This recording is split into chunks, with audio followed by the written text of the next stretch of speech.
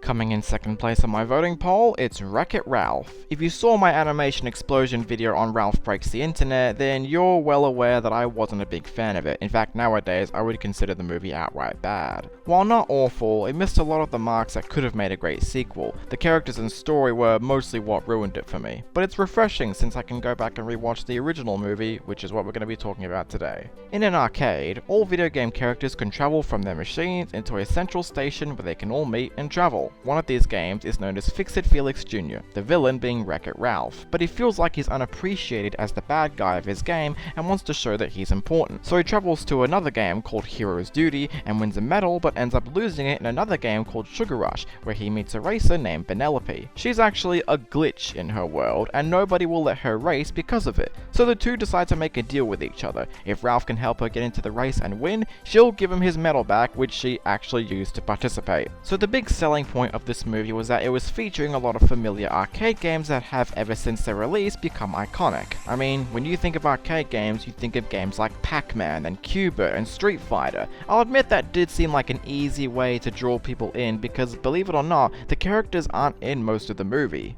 But I don't feel that's where the heart of the movie stands. What does stand is the story and characters. If you had all these characters completely made up without any familiar faces, the story wouldn't change. However, the fact that this is a video game movie gives the writers and directors a chance to play around more with what's given to them, like how characters use cheat codes to change their appearance or to access secret areas. If you're a video gamer like myself, you're bound to notice plenty of small details in this film. It's honestly rare for an animated movie to give me a cast of characters where I can love every single one of them. They each have their own unique attributes and arcs to make them seem more three-dimensional, which for a movie about video games is wonderful. Since I complained so much about Ralph and Vanellope in the sequel, I should talk more about them here. I mentioned that Ralph was a character that felt more natural and smart in this movie, and that statement hasn't changed since then. He may occasionally make mistakes and can be a bit of a doofus, but he has this more cynical and sarcastic side to him that's warmed up throughout the film as his friendship with Vanellope grows more and more. His development flows naturally and nothing about his traits come off as jarring. Plus, he's not a fucking idiot, thankfully.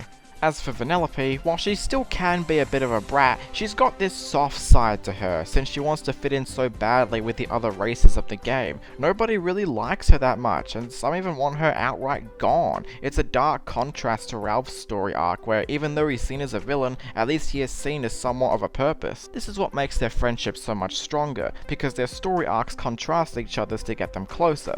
They both see value in each other and both act like how normal friends would. Felix may be the respected hero of his game, but I like how he still shows this respect and care for Ralph despite how everybody else feels about him. Calhoun is a hilarious character who proves to be a real badass, partly thanks to her backstory, which I dare not spoil, and King Candy is one of the better twist villains of modern Disney movies. Not necessarily because he's a bad guy, but because of something else that I won't spoil here.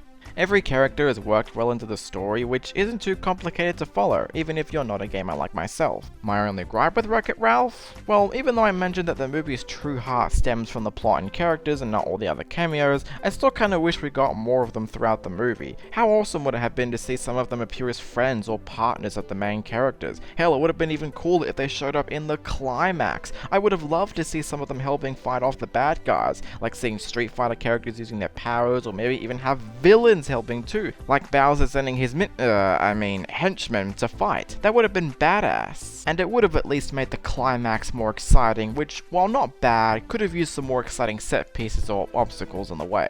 Other than that though, Wreck-It Ralph is a very smart movie with a clever story, lovable characters, beautiful animation, and plenty of references and cameos to keep the video game fans busy. If you haven't checked it out yet, you're doing yourself a disservice. Please go check it out if you have the time, but if you do enjoy it, do yourself another favor and avoid the sequel, okay? Okay.